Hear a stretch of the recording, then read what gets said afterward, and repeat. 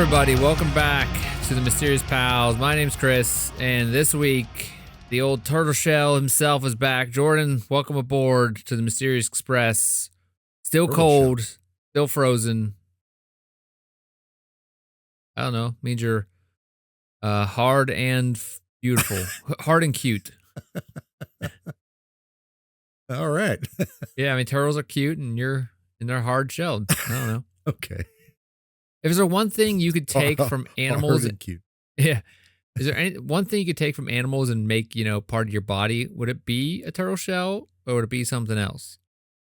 I don't think it'd be actually turtle shell would be pretty cool because you can just like kind of duck back in there and That's what I'm saying. I mean, it's like you can have sharp teeth like a shark. That's stupid.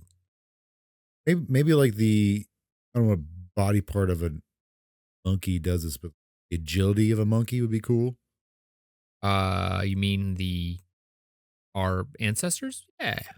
Yeah, I mean, you could be agile. I mean, There actual are humans monkeys. that are agile. Yeah, but not like monkeys are.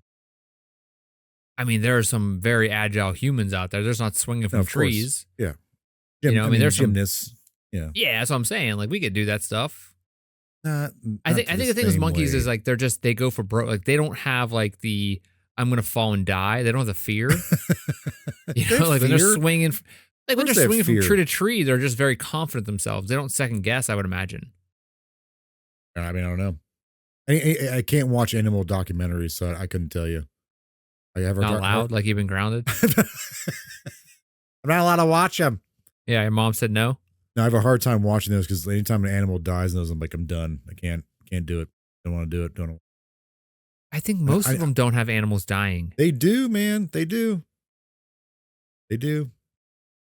They do the whole circle of life thing. We're like, this animal I don't died. know. Maybe once in a while, but it's usually No, like I think most of them like an antelope or something. You're like, okay, that thing deserved to die.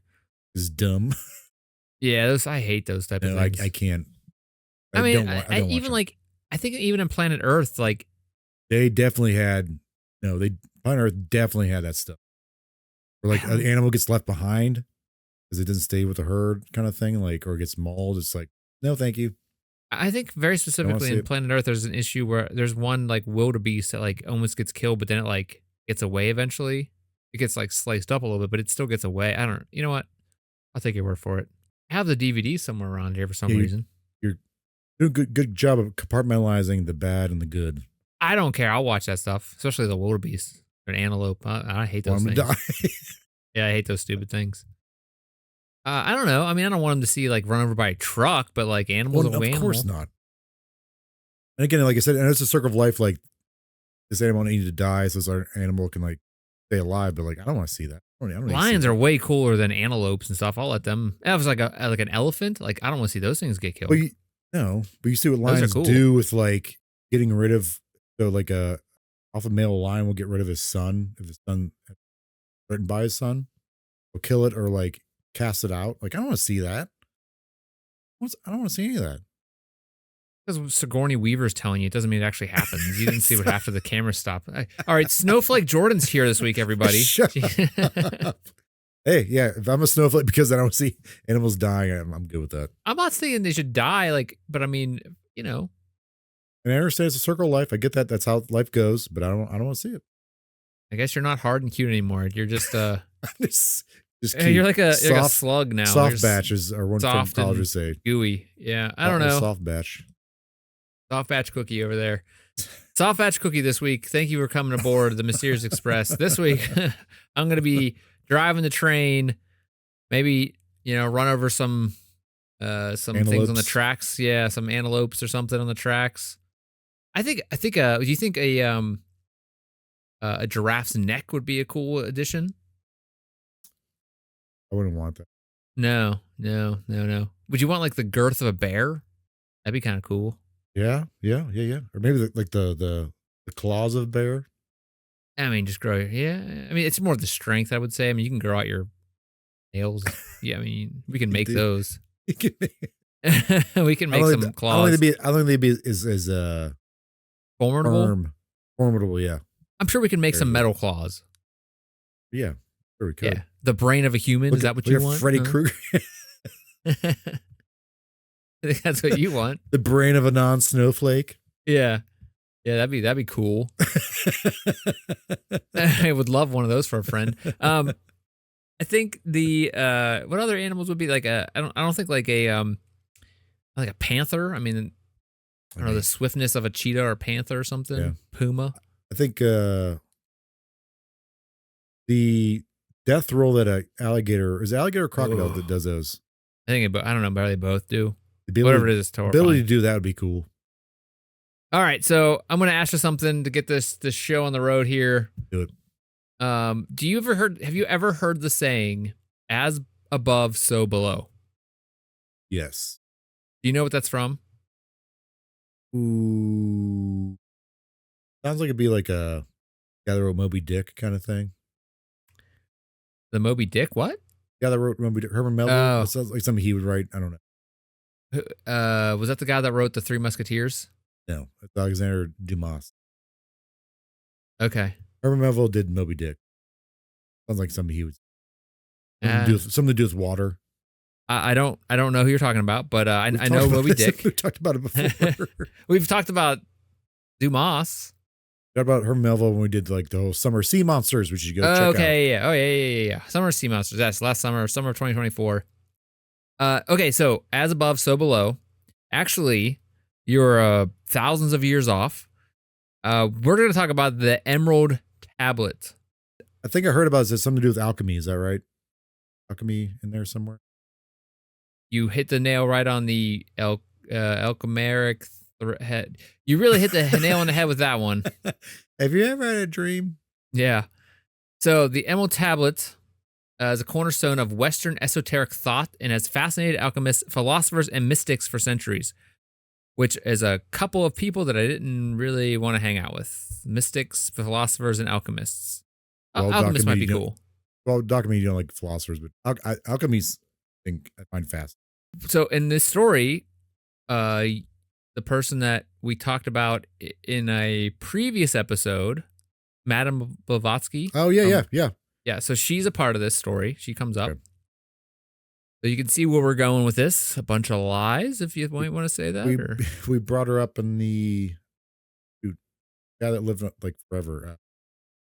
Oh, yeah, we brought up with that. And the town, the city under the Himalayas. Oh, that's right. Yes. Yeah. So we're going to talk about the Emerald Tablet. The tablet has inspired countless interpretations, and we're going to go over, there's a lot, this thing goes back a ways, supposedly. The story blends science, spirituality, and metaphysics, which we've talked about in the past. Metaphysics, I don't understand. So while its origins and meaning remain shrouded in mystery, its influence on alchemy, traditions of alchemy, the history of alchemy, and Hermeticism. So the Emerald Tablet is traditionally attributed to Hermes Trismegistus, the legendary figure. Whether he actually existed as part of this conversation, he is equated to the Egyptian god Thoth and the Greek god Hermes, almost like a combination of them. And this goes back to the whole story of Greeks and Egypt and stuff we'll get into. He just made his name up. Maybe he's not even real. We don't know. Hermes Trismegistus, meaning Hermes the thrice great, is regarded as a mythical founder of Hermeticism, which is a philosophical and spiritual tradition focused on the pursuit of divine wisdom. There was a lot of branches in these in this story because like one thing means something, one thing means two other things, which mean three other things, which it's like so crazy. All the different like steps and branches and roots and all this crap. It's crazy. Which is why it took me a while to figure this whole story out. And still, I'm not sure I really understand it. A lot of religions are like that too. What are you trying to say? Different sects. Different what? Sects. S-E-C-T. Like, I want to join that religion. So the exact origins of the Emerald Tablet are difficult to pinpoint. Some accounts trace it to ancient Egypt, where it's said to have been discovered in a secret chamber beneath the Great Pyramid of Giza, or the tomb of Hermes himself. Others suggest Mesopotamian or Alexandrian provenance. So people really don't even know where this came from, or if it actually existed, which we'll talk about. The earliest references to the text appear in Arabic translations with medieval scholars who play a pivotal role in transmitting the text to Islamic and later European world. So it's like translations of translations, Yeah. translated again, Things multiple get times lost in over. there. I think the one thing is that this like story has been written down so many times in different languages, Latin, Arabic, and it's really like we'll talk about some dates here in a second, but like this is supposedly extremely old and it's been recorded many times over. So first, let's talk about who Hermes Trismegistus is. Like, as I said, he is a central figure in the mystical tradition of Hermeticism. His name means Hermes the Thrice Great, signifying his unparalleled mastery in three key disciplines: alchemy, astrology, and thurology. Thurology is Greek. It's known as divine magic, is one of two major branches of magical arts. Okay, so we're already getting into some crazy territory here. Cuckoo. Hermes is often depicted as a synthesis of Egyptian god Thoth, which is the god of wisdom, writing, and magic, and the Greek god Hermes, which is the messenger of the god and the guide of souls. He is credited with authoring a series of sacred texts known as the Hermetica, which included works on philosophy, mysticism, and natural sciences. So these writings that he wrote, supposedly, emphasize themes like unity of the cosmos, divine nature of humanity, and the pursuit of spiritual enlightenment. Though, here's the big thing, is its historical existence is debated. He has become a symbol of ancient wisdom and esoteric knowledge, and he influences the fields such as alchemy, Renaissance philosophy, and another one called Gnosticism. I think, didn't Isaac Newton have something to do with them? Yeah, better bet your butt on that one. Which is Ted. kind of impressive because, like, it's Isaac Newton. He is considered like this whole thing's considered like a pseudoscience now, but like the fact that like Isaac Newton. So we'll get into what Isaac Newton did. He actually translated some of his work. Okay. It was actually one of the first that translated it to Latin, I want to say. We'll get into that, but it's coming up. Hermes is also associated with this thing called the emeraldtablet, which is the foundational text in alchemy and hermetic thought. You might be asking, what the hell is alchemy? Jordan, what is alchemy? It's cool is what it is. So do you have any idea? I kind of do. It's the idea of using science. I know it's like consider pseudoscience, but like the idea of understanding natural law and like science and like the ability to create something not from nothing, but there's something scientific there. Sure, science is mentioned in some point. Yeah. It is really more complicated than like you would be led to believe of like when modern culture talks about alchemy. Most of the time they talk about it in like the, ridiculous anime or some kind of, silly movie about, something that you wouldn't think would actually be, or video game. Like, yeah. It basically the concept in modern science. Is it like an occult kind of thing? Like a precursor to like chemistry almost? Like it's a precursor to understanding chemistry. what matter is and stuff like that. So they say that it's dismissed as pseudoscience today, but it laid the groundwork for chemistry. Okay. All right. So the way that we understand chemistry today kind of goes back to like what alchemists were doing. And the theory behind alchemy is rooted in the idea of transformation. So the basic idea is that you can take something. Basically, alchemy seeks to understand and manipulate the fundamental principles of matter and the universe, achieve specific goals such as transmutation of metals, which is probably what you heard it doing, where you believe that the idea was alchemists believe that all metals are part of a natural progression towards perfection, with gold being the most perfect metal. So through the process, they're able to transmute, which turn into a base metal like lead into gold. That's what you probably hear it the most, is like turning lead into gold. Yeah, so that was a big thing with the one episode I did on Count Saint Germain. Like he apparently was this like, master alchemist who lived forever, able to like crappy metals into gold and precious metal. Right. that's a big thing with this guy is or with this whole story is it seems like back a long time ago, and we're talking get into that in a second, but I mean, this is considered different than like magic or like people had it had a somewhat of a basis in science. It wasn't just like you say this incantation, but like these people actually believe it like by studying matter, understanding matter, like that transform matter into something totally different. When I say the spell, it was like a forerunner, like you said, to chemistry, but a step from like weird, like step in between people believe of like witchcraft, superstition, stuff like that, or actual like science. I think it was a actual legit field of study for like, the earliest kind of signs of it that they have records of it is the late 8th and early 9th century is whenever the emerald tablet comes into the story. yeah. Alchemy is older than that, I believe. But anyway, let's jump into this again. Let's get back to the story here of Hermes. Let's get back to the story of alchemy. So alchemy generally has a couple of different specific goals, which was transmutation of metals, turning lead into gold or anything into gold, basically. Goes back to money, as everything else does. The philosopher's stone, which is a creation of a mythical substance capable of not only transmuting metals into gold, but also granting immortality and healing powers.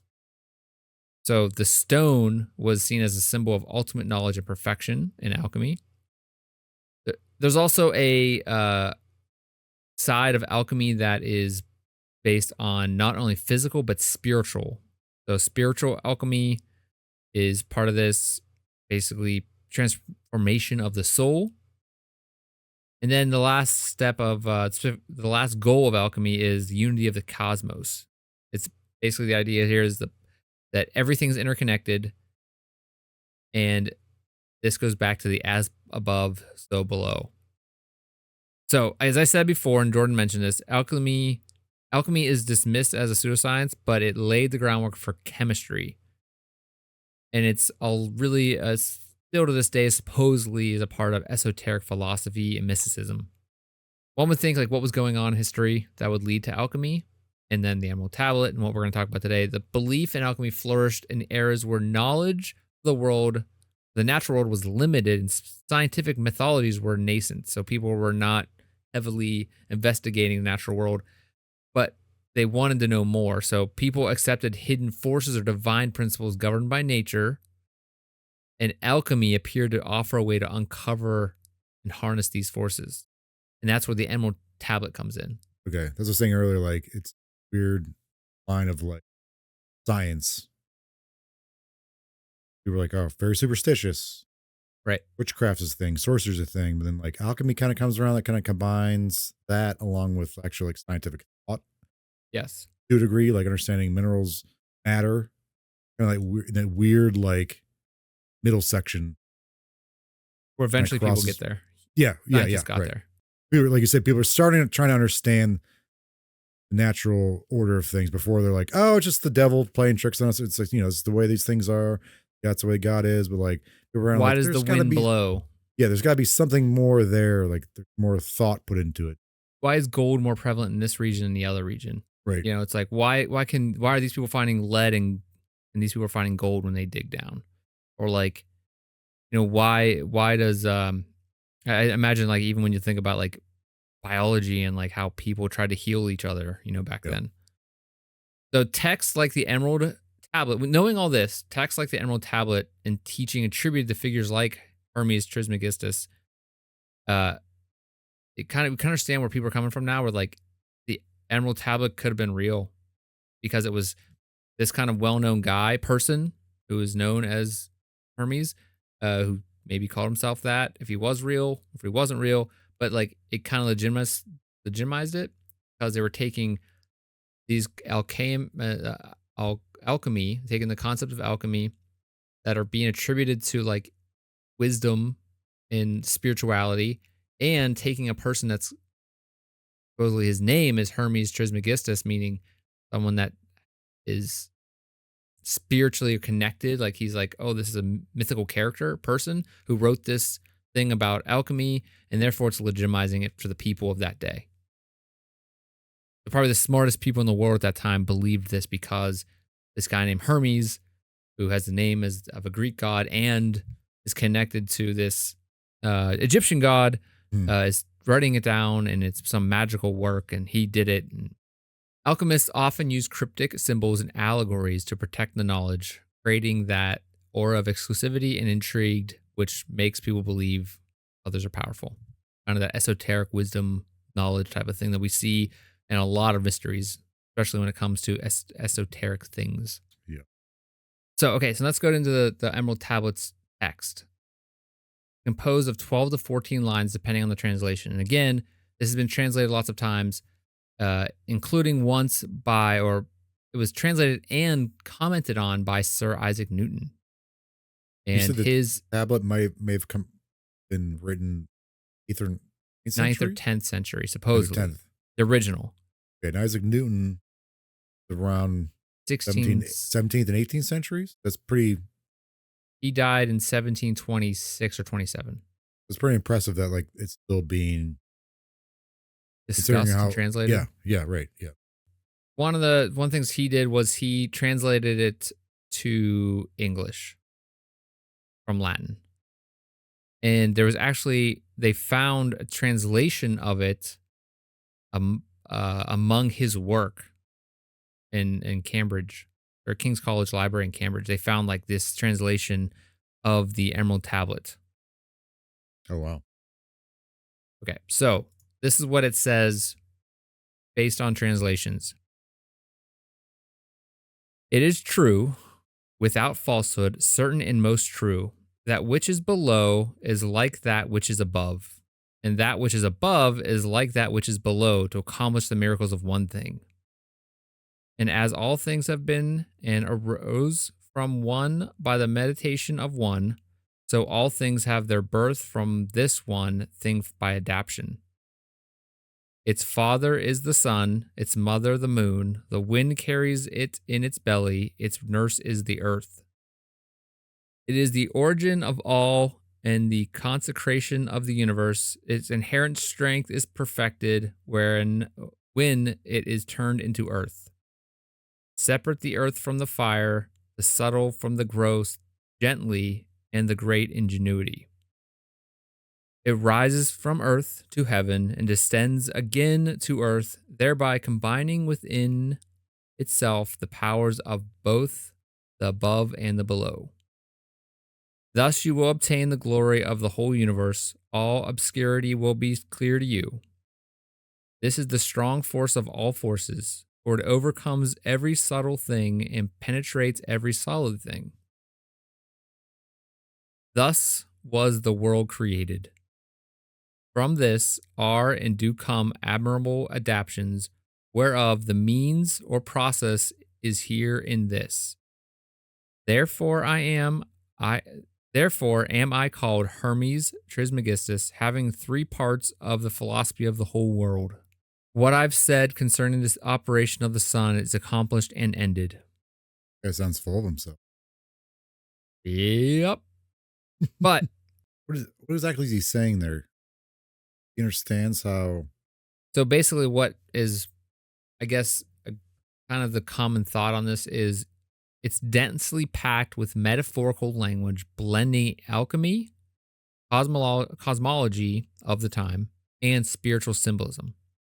So basically, this is trying, from what I get looking at people's, how analysis from different people here and there, is that this tablet is trying to explain how the universe, spiritualism, and I want to say like the ground or the earth or the planet are connected, because it's like alchemy, I'd imagine, is like how you take the things and turn it into other things physically on earth.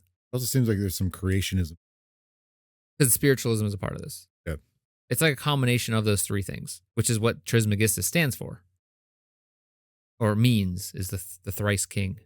Alchemy, cosmology, symbolism. Or spirituality. What are you thinking so far of this thing? Was it real? Not?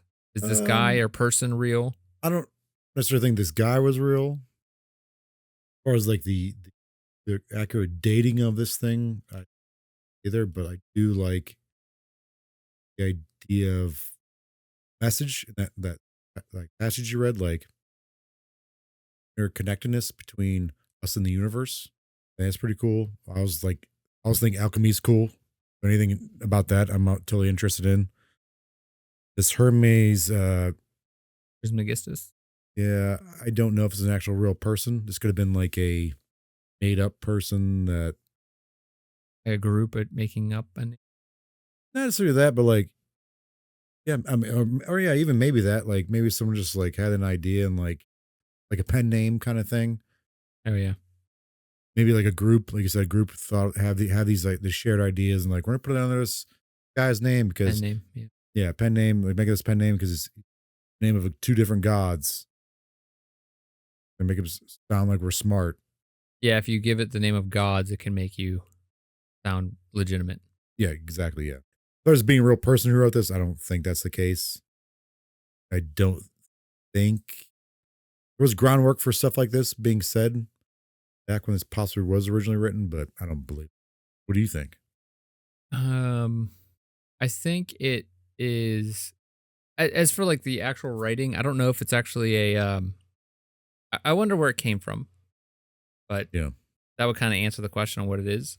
I think it is interesting that they say the creation of the universe coming from a single source Why? Because the idea of a god or or multiple or gods, singular god. hermeticism.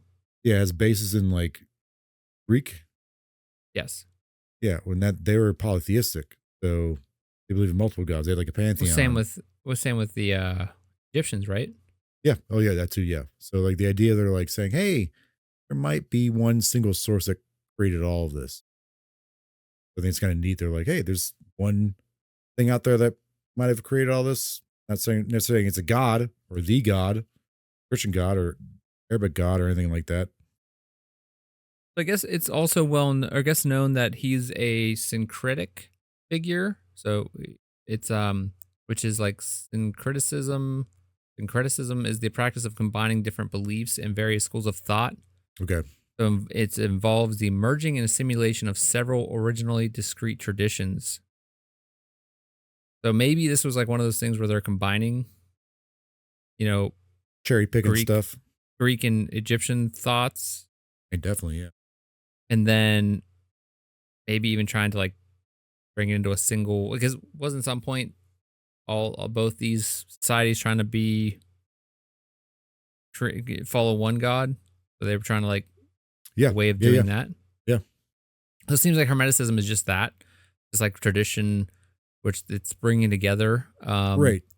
It influences very mystical and occult. So maybe it started like that way, and then it like kind of spread out, going more occult. Yeah, definitely understandable too, because like there's Arabic influences in this, and there's European influences, and like they were Constantinople, Istanbul. There's a very European Arabic influenced area. I'm assuming thoughts or ideas are being passed through, you know, because they're closely together, linked for a very long time. That like kind of taking ideas from each culture and be like, hey, this sounds good. This sounds good. Yeah, because it looks like I Incorporating into guess like one thing. the Hermetica was like a combination of the works, and it spanned I guess it was originally produced from 300 BCE to 1200 CE. Jeez. Okay. All right. There So you that's go. the Hermetica, which looks like the emerald tablet comes from that, Yes. but we don't know if the emerald tablet is really real, or maybe Sure. it was cherry picked. And why is that the thing that's like the esoteric thought of this whole situation? So here's the historical timeline, which we kind of just talked about briefly. But the emerald tablet first gained prominence in the Islamic Golden Age, where the scholars incorporated its teachings into their works on alchemy and natural philosophy. It was included in Arabic alchemy teachings, such as the Book of the Secret of Creation. Sounds awesome. Book of the book of the secret of creation. Yeah, that's what it's the Book of the Secret of Creation. Islamic interpretations often emphasize the spiritual dimensions of alchemy, framing it as a means of understanding God's creations. Makes sense. Trying to take something from Yeah. prior and then trying to mold it to make sense, the teachings of the tablets, to make it. Yeah, understanding the world and Spirituality. yeah. The text reached medieval Europe via Latin translations through the 12th century translation by Gerald of Cremonia, who rendered it from Arabic into Latin. It became the foundational text for European alchemists like Albertus Magnus, Roger Bacon, and others. Medieval alchemists interpreted the tablet both literally and metaphorically. So I think medieval alchemy is like the thing you probably hear about the most. Yeah. Like the thing that's in modern culture, popular culture. So it's interesting you brought up like all these translations that happen because when you're reading the Isaac Newton translation, also reading the Isaac translation as going through that, and like it's same but not the same. The wording's a little bit different. And it's interesting that like something gets translated so many different times. Apparently was. Some things might get lost or some things might get good. Or reworded. Rewarded, yeah. Especially because like things written down so many times over time, and it's like we Right. think of it like a long time ago, but like translating something that's like 100 years old. Yeah. And then like 100 years later after that, translating again, like things don't stay, like paper doesn't stay, or the type of things they were writing on. No, that's almost like a game of like that telephone. Where, like you say something in someone's ear, they say that go back around the last person and say see what they say. Because like someone starts off saying something silly, keeps getting passed on to the next person, whisper in their ear, and then like last person has to say aloud what they last heard, and then like it could be totally different. Well, we've said that we've seen that in a lot of things, like the was it the year the moon split in two, Oh yeah, yeah. when it's like guy saw something and then like 1,000 years later there's different stories that are like, oh, God went up there and cut it in half with his sword or something like that. Right. With the Bible, different translations of that. We won't go into that, but Part of this goes into goes back all the way to the book of Enoch, or Enoch. okay. Like this, like that's the reason why this we can't get too crazy on like the branching paths on this story, because Gotta be careful. well, like Enoch, which we may talk about someday, story is someone from the Bible who lived for 340 years and then was taken up to heaven. That's a story in like Genesis, I think. So, and he was a figure, in the Bible. I think like in Moses, like he was like Moses' father or something to do with Moses. I can't remember the exact story of Enoch, but he was a very early person mentioned in the Bible. So apparently he was pre Noah's flood. Right. Yeah, he has something to do with Noah. I think he was like, some even say he Jared. might have been Noah's father or Noah's grandfather or something. Father Methuselah. Because he was also taken, Taken by God. Okay, so we talked about Europe. Medieval Europe is whenever I think we probably know of alchemy as like being the thing. On a literal level, it was seen as a practical guide for chemical transmutations. So it's when we start getting in medieval Europe is whenever we start getting into like into the Renaissance is when we start getting into like, oh, chemistry. Like here's the actual science behind it, people. So in the Renaissance, we have the Hermetic tradition experienced a revival, and the Emerald Tablet became a central esoteric and occult thought.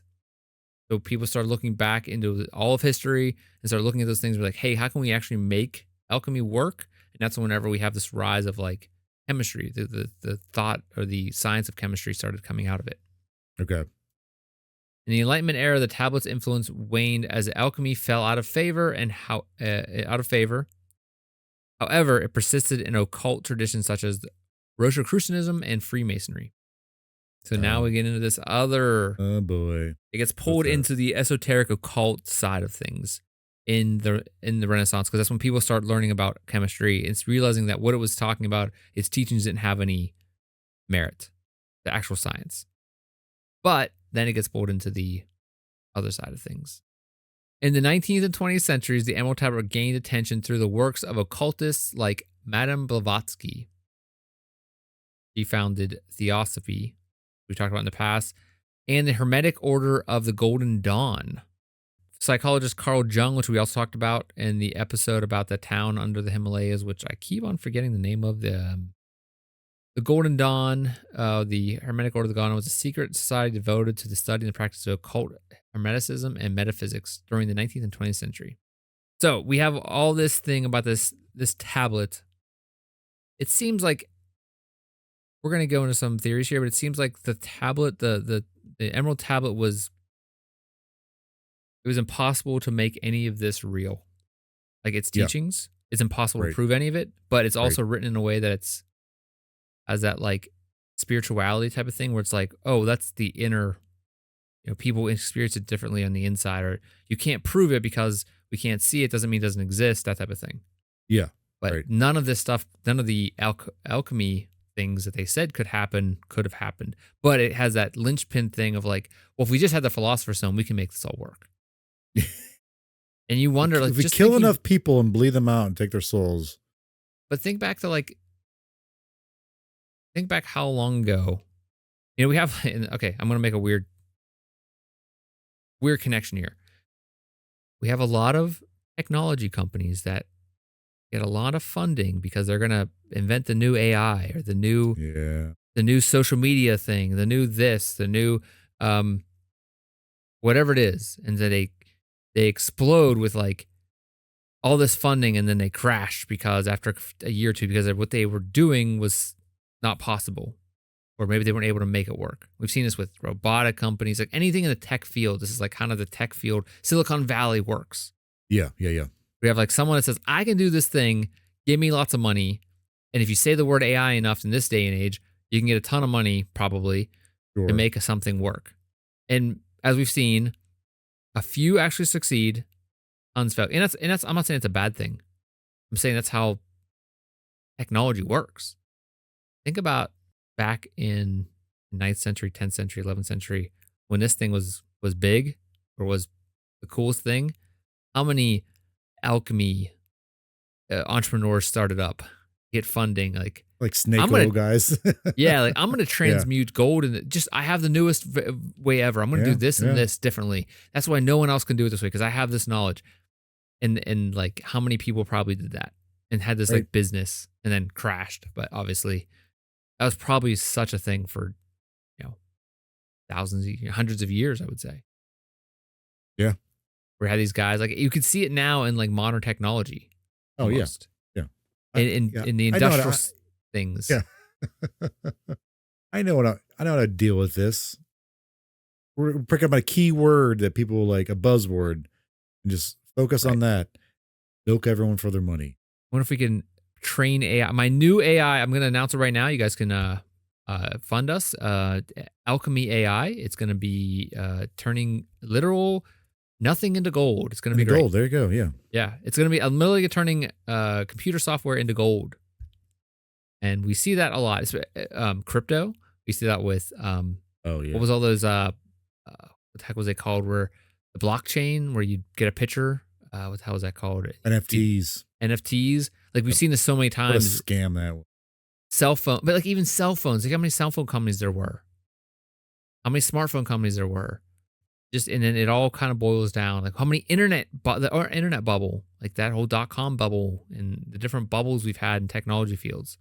But the one thing that is true with a lot of the stuff in occult and esoteric realms is that its cryptic language invites interpretation, making it relevant to diverse disciplines and philosophies, but it's impossible to like actually manifest something.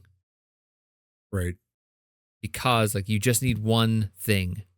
Right. And I think from what we talked about, we said too, like nothing seems very specific, right? It just seems very like broad. That way, if someone's like, well, you're interpreting something about like, you're interpreting wrong. You don't understand. You're not one of us. You don't understand it. That's what esoteric is. Yeah. no specifics, fine bullet points of like this is this more broad scope, painting with a brush kind of thing. General. If you sort of argue against that, someone can easily be like, "Well, reading it wrong. Yes. You're reading too much into You it. you didn't understand it. You just don't Yeah, understand. you're not one of us. You're not one of the enlightened people." You listen to an album and you're like, especially in high school, this always happened. Like, yeah, man, I think it sucks. And like people are like, you just don't get it. You don't get his meanings. I see that Yeah. now with kids, like high school age kids Oh, being yeah. like, you don't understand Nirvana Nevermind on the deeper levels that it stood for. You just don't get it what heart-shaped box is about. I'm like, shut up. You weren't even alive. What are you Like, talking about? It's so dumb. Shut up. It doesn't matter. It's literally a song to make money. Yeah. That's just how it goes. Heart shaped box is amazing. Or comments. I don't. You understand the meaning behind Who Let the Dogs Out? The Macarena. Yeah, I mean, it's just like you go into like these kind of like music is the big thing now with, when it comes to like art, music and art. Hey, we got a whole podcast about movies where I don't understand any of that damn crap. So go listen to the Like Watch Pals at watchpals.show. Yeah. Okay. Let's go into some theories and then we'll wrap this crap up and get the hell out of here. Maybe go watch a movie or two. Probably not. So the Emerald Tablet has been fascination for centuries, as we just went over. Its cryptic nature and claims of profound wisdom are like what drive people to want to understand it. So let's go. There's a few things I wanted to just try and understand what the hell its purpose was and why people propped it up as some magical thing. Yeah. What I want to start with is the why people believed in the Emerald Tablets. Like, why did people think it was real? And one of the things that I can kind of point to, or kind of, where the research says is like, it's people believe the Emerald Tablet was real because its divine origin. They thought it was from a divine being. Sure. Because it was from this Hermes Trismegistus, which is this mythical figure that is equated to divine wisdom because he was a combination of these two gods from different cultures, and so it had to be real. It had to be given from the gods, especially gods that are starting to work together too. Yeah, and that, I think I'll say this right now. I don't know this guy ever exists, but the fact that I'm sure some of these people, like in later centuries, like, oh, you think probably were drawn to what he or these people or this person or this, they're probably easily drawn to the ideas he was spitting out. Even though like the learned people are like, oh, like when science became more of a thing and mathematics, they're like, maybe like there's probably something here. Yeah. Or they can combine it with other teachings of the time. Yes. Yeah. Right. So this mystical narrative surrounding the tablet includes claims that it was discovered in a sacred context. That's the other thing here. Because there was the stories of where it was found, suggest it was found in the secret chamber beneath the Great Pyramid of Giza, within the tomb of Hermes himself. And other accounts of text are said to have been inscribed on emerald or green crystal by divine hands, lending it to an aura of celestial craftsmanship.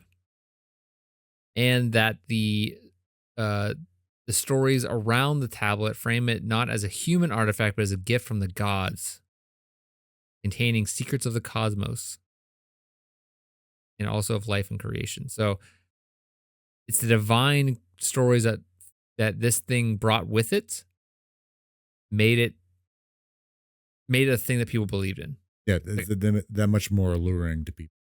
Right. Oh, came from the gods, so there's got to be some truth to it. Yeah, the fact that it was like this was written in the antiquity, by the Middle Ages into the Renaissance. When the scientific revolutions are, right? Like Isaac Newton was part of it. Well, you mean the Enlightenment, like the Renaissance? Yeah. Then there's the Enlightenment and the Renaissance. Yeah. Renaissance started in the started. People say that the Johann Gutenberg, the ability to write and print things very cheaply, was the thing that made the Renaissance start. So it was still like probably a couple I don't know, maybe 100 years after that when things start The popping off, I'd fact they imagine. survived this, there's something like they survived that long. Impressive. So when we looked at this story, like when I looked at this story, I wanted to know like why the hell would people believe this thing, but also like how it got through history, like how it got from Right. even some say like Hermeticism was from 300 BCE to 1200 CE, and then we have this thing which is, I guess, supposedly was translated in Arabic in the 9th or 10th century. So it had all this time. It's not like the internet where it's just like once it's out there, it's out there. Like people had to like keep finding this and be like, oh, this clearly there's something here for us to keep translating it, keep rewriting it, translating it for generations, centuries, reading it. Yeah, it's not like they're pulling out their notebook and writing this stuff down either, or taking a Yeah. picture of it. Yeah. So clearly there's something here that fascinated people. And they kept They survived that copying long. it. Yes. Keep translating, copying it. Copying it. And it's not even easy to, especially in the 9th, 10th century, it wasn't easy to copy things, right? It wasn't No. like, You had to find someone to like who had the talent to, one, translate it, and two, have whose sole job was to write it down, and that had to survive. right. And then Right. been copied multiple times over. Yes, yes. There's something here. I do think there's something here that, like, whether it's like true or not, I'm not gonna say that. I don't believe it, but like, there's something here that fascinated people. That's like this video lasting, you know, what, hundreds of years, and people being like, what were these two jackasses talking about here? Mysticism. It's out, but like it's out, it's out there now, so like anyone can find it. But like that back then, you had to like get us look for this. I mean, there's people traveling across You had to major show distances. Yes, you had to show interest in this. There had to be something there that Like, it had to spark be something the, in people for generations. like the way it spread, even just like had to been taken across vast distances on Countries, with traders and stuff. cultures, religions. Like there's Yeah. something there that I think literally excited people and fascinated people. It had to been given to the right person to then push the message Right. multiple times over. Like you have Isaac Newton talking about it. Crazy. Yeah. Hundreds of years later. Okay, so it seems that that's the first theory, that it was this had this quote divine origins, and that's what made people respect it or want to know about it or believe it. The next theory is that it's associated with ancient wisdom, not necessarily like spiritual, like divine wisdom, just ancient wisdom. So is often regarded as an artifact of ancient, almost primordial. What did I say that? Primordial? Yeah, wisdom. Primordial? Thank you. During the medieval and Renaissance periods, the idea of ancient civilizations holding secret superior knowledge was widely accepted. Supposed link between the tablet and ancient Egypt, a civilization renowned for its advanced architecture, mathematics, and spirituality, bolstered its credibility. The Hermetic tradition, in particular, positioned the Emerald Tablet as a cornerstone of its teachings. Hermeticism itself claimed to preserve the esoteric knowledge of ancient Egypt and Greece, passing it through secretive, mystical channels. The narrative aligned with broader cultural reverence for antiquity during the periods like the Renaissance, when scholars sought to revive lost wisdom from ancient texts. So, I mean, there was a lot of that in Renaissance. Hey, look at the architecture, the art. Look at the. do you think it was people, like all of a sudden lots of people started learning how to read, and they're like, you know, because before the Renaissance, I mean, that was really when reading started to take off. Only rich people could read. And so we have this explosion in right after the Renaissance when people started being like, hey, it's actually, we can copy books and make, so then people could start learning to read. Because prior to that, like, that's why Christianity blew up so much in that time prior to that, during the Middle Ages. Yeah, a lot of people Because- couldn't read, so like that's why like stained glass windows in churches are so popular, because who can actually read? But like they show the depictions of Right. stories in the Bible and the What they would go listen to when the priest would read them. yeah, You know, yeah. And on Sunday, and then they would know those stories from the Bible. Right. Be a better person or whatever it would be. Yeah, so I think the boom of the availability of books, the Gutenberg printing press stuff, people actually learning to read, but also like the Renaissance was like this. The idea was like, hey, kind of like confliction, because like I don't like that's called the Middle Ages. Biased because of that, because like, hey, like look how it's basically one guy. I can't remember. I'm not gonna say his name because I don't like him. I actually can't remember. But he said like coined the term, I think, the Middle Ages, because he was looking at the Greco-Roman period and like Oh, look how wonderful it was back then. Education, arts flourished. He's like, why we missed that for the past hundreds of years. It's like there was a push for that again too, like that romanticizing of the Greco-Roman period, philosophy, arts probably helped push this. A lot of people didn't like to be called the Dark Ages. The Middle Ages were fine. Definitely the Dark Ages. What about the medieval? What is that? That's the same thing. Medieval is just Latin for Middle Ages. Okay, cool. Yeah. All right, well, learn but something. The idea is, sorry, he's the one that coined the term Dark Ages, I think, or I can't remember. I think you've corrected me saying you got to call it the Middle Ages, not the Dark Ages, you dork. I'm like, okay, sir. Well, ideally that's what it's called, but it's called Middle Ages. Like it's like you're the middle of what? Like you're saying something before and after was better. I don't like that. So you just have a time whenever, but you have to have. I guess it's just coming up with a name for that area. Better name, yeah. Like night people time. More like the Rad Ages. There were dark periods during that. Don't get me wrong. But wasn't the Dark Ages? Isn't the bubonic plague in that time? Yes, but it wasn't the whole time, Chris. Okay, just most of it. I don't know. Keep going. It wasn't the worst time of human history, like in that time, like with that episode we did on it. We did talk about that. Yes, it's definitely up there. So like all those the worst years of human history were was in that time. There's a good. It sounds like the Dark Ages is better than calling it the Middle Ages. Like actually, the Dark Ages sounds kind of cool. Yeah, that's what I'm saying. I'd rather be the called meaning dark behind than it middle. is thingamist. The Sick Ages. Sickly. Yeah, that'd be cool. The Plague Ages. Anyway, the boob ages. The bubonic. The booby ages. Okay, so again, it's associated with ancient wisdom, specifically Greek and Egypt. So then all of a sudden they were like, hey, Renaissance, they were like, hey, those people were pretty smart back there. That's probably why you got the Sick Ages in there, you know? Number 3 is the claims of alchemic mastery. So the emeraldtablet's cryptic language and emphasis on transformation made it essential in the text in the study of alchemy. Many believe the tablet contained the secret of creating the philosopher's stone, which is, again, the mythical substance capable of transmuting base metals into gold and granting eternal life at the same time. These practical and spiritual promises aligned with the aspirations of alchemists who sought both material wealth and inner purification. The key phrases from the tablet, such as separate the earth from the fire and it rises from earth to heaven, were interpreted as step-by-step instructions for alchemic operations. Alchemists in the Arabic studies and later European figures, such as Roger Bacon, consider the tablet as a legitimate source of technical guidance. Furthermore, reports of alchemic success by historical figures lent credibility to the tablet's power.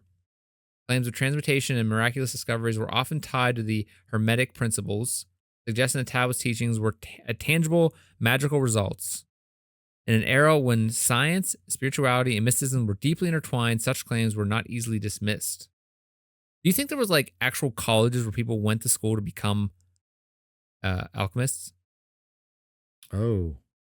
Like, do you think people actually went to, like, quote, went to school? When we say went to school, maybe they went to, like, become, like, a, journeyman or whatever it's called whenever you go work with someone in the trades. Like, was alchemy, like, a trade? Oh. So, like, if you could be like, when I grow up, Dad, I want to be an alchemist like you. And he's like, yeah you will, son. They're a taboo thing, but I know it was, like, a prominent thing. But I don't know if people were, like, looking down upon it. But back then, everyone was like, oh, I'm a poet, a philosopher. Like back in like the 9th and 10th century, 11th century, 12th century. But I mean, think about like college now, it's like most of these degrees don't really do anything for you, quote. So as someone who has 4 useless degrees. No, I don't. No, I know all about that. So like if you think about it, like, someone might be like, yeah, teaching degree. People went out and got degrees to be teachers. Can you imagine that crap? What the hell? So it's like, the But so- reason so- why people believe this was because it supposedly told you how to be an alchemist or be a Right. successful alchemist. But also, like, I know it might sound kind of odd to us now, but back then, might not have been that odd, like, that people believe that. Because what was the one? Oh my. Are you saying because the Bible? Is that what you're saying is your defense here? No. Uh-oh, internet. Oh, wait, when I Get did the episode about it was a dancing plague. Yeah. There's that belief that, like, the body had the 4 humors. That's what it was. 4 humors. Oh, yeah. There's the 4 bodily fluids that affected people's behavior, health, and their, like, physical well-being or something like that. And they were like Got the poison in you. their blood was one of them. Yellow, like, the bile was black bile and phlegm. Yeah, Remember yellow that? bile. Yeah, that was like, that's what, like, people thought at the time, like, science-wise. So, like, it's not that far-fetched to think that, like, people might actually believe in alchemy. I don't You're know. not Again, like, you think there were like people walking around and be like, oh, the alchemist master's here. He can actually do alchemy. He's actually been done it once. I mean, that people thought about it, Count Saint Germain, like Yeah. he's lived forever. Like, he must have mastered the art of alchemy and created the philosopher's stone. Like, people actually believe that. So I don't know if, like, that was a school that people, like, go to learn, like Hogwarts kind of thing. But yeah, I don't know. You trying to Good question. say? So first you besmirched the Bible. Now you're besmirching Hogwarts. Get him, internet. Get him. Get him. Attack. Angry. All right. Dox him. That's the whole thing. People say it's dox him. Oh yeah. Oh boy. Oh, Yeah, boy. Mama sure do. Okay. Number 4. Number 4. My last. I mean, there's lots of them out there. I just kind of picked the 4 that I thought were the most interesting. So, yeah, esoteric SOBs. Esoteric. I want to get that like on a leather jacket and ride a motorcycle around. But not a motorcycle, you're just riding like a scooter. Yeah, but it's like it's powered by alchemism. I'll say that it's powered by spirituals. My spirituality powers this e-scooter. They have a coexist bumper sticker on Yeah, the back. except it has like alchemy symbols. Anyway, it's like coexist, but has like all the symbols for different metals. There you go. We got to make a sticker for that. Oh, I don't know what that Copyright it. means. I don't know what that means. I don't know how we do that, but let's do it. Anyway, last one, symbolic universality. Big word. Universal principles articulated in the Emerald Tablet also contributed to its perceived authenticity and magical nature. Its famous line, as above, so below, resonated with a diverse population. The tablet seemed to express truths that transcend cultural and temporal boundaries, reinforcing the idea that it contains timeless wisdom. So this universality extended beyond spirituality into natural philosophy, which sought to understand the cosmos through a unified framework. The Emerald Tablet descriptions of cosmic unity, elemental harmony, and transformation aligned with broader scientific and metaphysical inquiries at the time. By offering a synthesis of ideas, the tablet appeared to bridge the physical and spiritual worlds, making it a source of wonder and reverence. Okay, so what this is trying to say is because its message was really nice, it had to be true. Because the TLDR, his message is really nice. So it's really cool and it's just super neat. Super neat, and we all love each other. Positive. Super positive. Sending vibes to you. Sending vibes. Positive vibes. Positive hums to you. And that's why people are like, this has to be true, right? Good for them. You got it. What do you think there? Definitely not that one. Esoteric SOBs riding down your street, coming for you. Esoteric SOBs for life. Yeah. Do you think the universality of its message and that it transcended boundaries of spirituality at the time, like bringing together the different religions? 100%, yeah. Because like there's Arabic influences there, Hellenistic, like the Greek influences, and then there's something there, like something appealing there. the that we're all come from the same thing. I think is interesting.